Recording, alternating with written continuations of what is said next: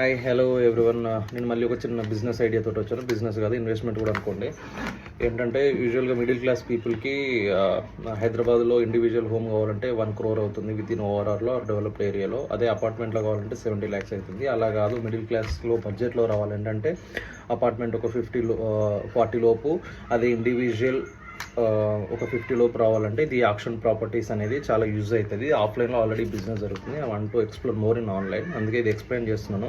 ఎలా వర్కౌట్ అవుతుందంటే, బ్యాంక్ వాళ్ళు ఆక్షన్ ప్రాపర్టీస్ అంటే ఎవరైతే ఈఎంఐ సరిగా కట్టలేని ఉంటారో వాళ్ళ దగ్గర నుంచి టేక్ బ్యాక్ తీసుకుంటారు ప్రాపర్టీని. వాళ్ళకి ఆ రైట్స్ ఉంటాయి. సో దాంట్లో నో ఇష్యూ. వాళ్ళ దగ్గర డాక్యుమెంట్స్ కరెక్ట్ ఉంటాయి కాబట్టి వాళ్ళ దగ్గర లోన్ ఇస్తారు. First thing 100 square yards plus permissions ఉన్నాయి తీసుకుంటారు కాబట్టి. సో ఇట్లా వాళ్ళు టేక్ బ్యాక్ చేసిన తర్వాతకి వాళ్ళు దాన్ని ఎట్లా ట్రీట్ చేస్తారంటే, బ్యాడ్ డెట్స్ అంటే రాన్ బాకీలుగా ట్రీట్ చేస్తారు. ఎంతో కొంత అమౌంట్ తోటి కొన్ని మంత్స్ దాకా వెయిట్ చేసి మళ్ళీ ఆప్షన్గా చేస్తారు.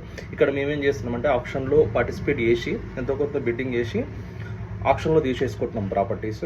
సో అదే ప్రాపర్టీస్ని మేము సేల్ చేయాలనుకుంటున్నాము.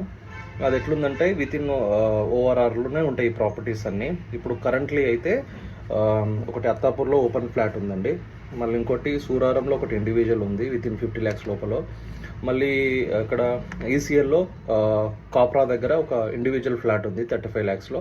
ఎవరైనా ఇంట్రెస్టెడ్ పీపుల్ ఉంటే పింగ్ చేయండి, మిగతా డీటెయిల్స్ నేను పూర్తిగా చెప్తాను. Thank you. అండ్ దీన్ని యూట్యూబ్లో కూడా అప్లోడ్ చేస్తున్నాను. ఎవరికన్నా కావాలనుకుంటే వాళ్ళ ఫ్రెండ్స్కి ఫార్వర్డ్ కూడా చేయొచ్చు. Thank you so much. Let's grow together.